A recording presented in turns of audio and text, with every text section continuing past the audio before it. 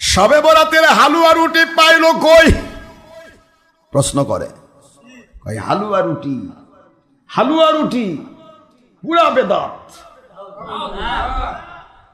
আজও সৌদি আরবে যান, সৌদি আরবে মক্কায় যান অথবা মদিনায় যান, খেজুরের দোকানে গিয়ে বলবেন ভাইজান আমাকে একটু সুন্নতি হালুয়া দিন,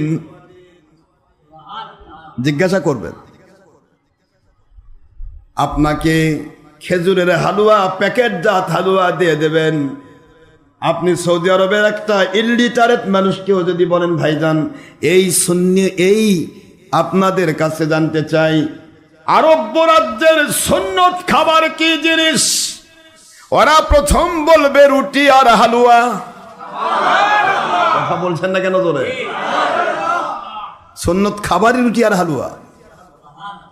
আজও সৌদি আরবে হালুয়া পাওয়া যায়, ওরা বানায় খেজুরের হালুয়া, ও দেশটা খেজুর প্রধান দেশ, খেজুরেরই হালুয়া তৈরি করে তারা, আপনি কিনতেও পাবেন, কেজিকে কেজি হালুয়া প্যাকেটজাত থাকে।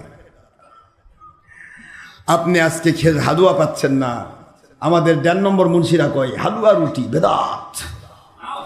আরে তোর কাচ্চি বিরিয়ানি পোলাও বেদাত, এটা রসুল খায়নি। কথা কোনো কেন, কি হলো? এটাই সুন্নতি খাবার নয়। 1.5 নম্বর মুন্সি বুঝিস না, হালুয়া রুটি খাবার, এটাই সুন্নত।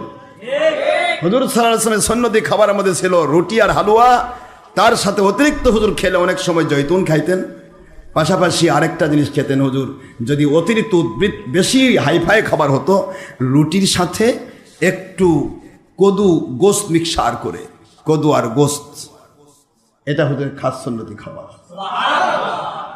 কদু আর গোস্ত মিক্সার আর রুটি, এটা হুজুরের খাবার, এটা সবচেয়ে ভিআইপি খাবার হুজুরের। সুবহানাল্লাহ। আর আমার দেশে কয় হালুয়া রুটি পালো কই, হালুয়া রুটি পালো কই, হালুয়া রুটি তুই পাইছিস কই? তুই তো খুঁজেই পাসনি, ভাত খাওয়াই তো বেদাত বেটা। বেদাতক বানাইছে সুন্নত, সুন্নতক বানাইছে বেদাত।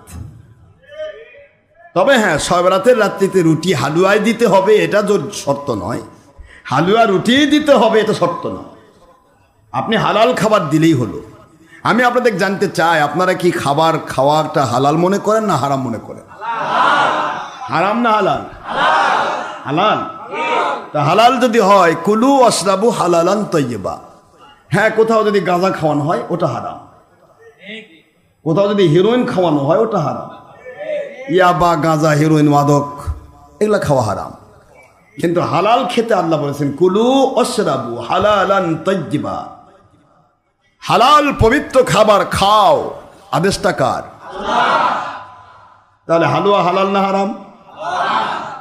যদি এটা মদ দিয়ে তৈরি হয় তাহলে হারাম, কিন্তু খেজুর দিয়ে যদি তৈরি হয়, যদি চাউল দিয়ে তৈরি হয়, যদি গম দিয়ে তৈরি হয়, যদি বুট দিয়ে তৈরি হয়, হালাল না?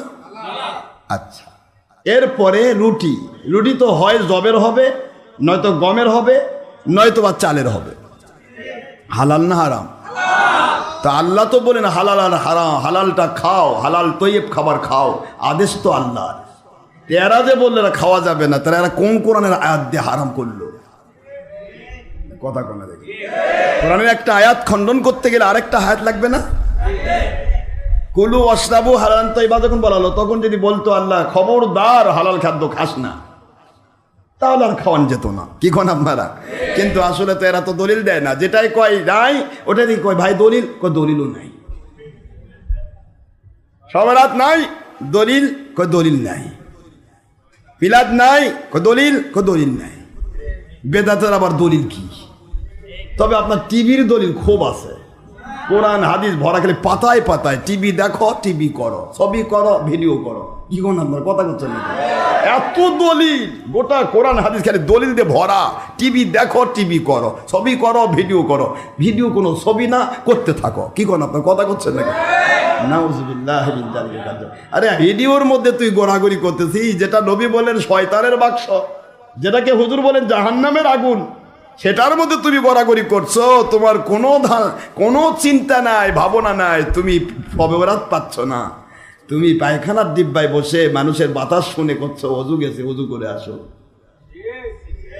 কথা করা দেখেন, এই পায়খানার ডিব্বায় বসে আছো, গোসল ফরজ, তাও ভালো সাবান দিয়ে না হলে গন্ধ যাবে না। আর তুমি একজনের বাতাস গেছে, শব্দ পাইছো, কার গেল আল্লাহ জানে। এখন লোকেরই গেছে না, ওই দিকে কোনো বিড়ালের গেল না কুকুরের গেল, তুই এদিকে একজন লোকের বাতাস গেছে, তা দেয় ভাই তোর বাতাস গেছে, উজু করে আয়। অজু করতে বলতেছে বাতাসওয়ালা লোককে, আর ও নিজে পায়খানা ডিব্বায় বসে আছে, আর কোনো কথা নেই, এটা সব ঠিক আছে।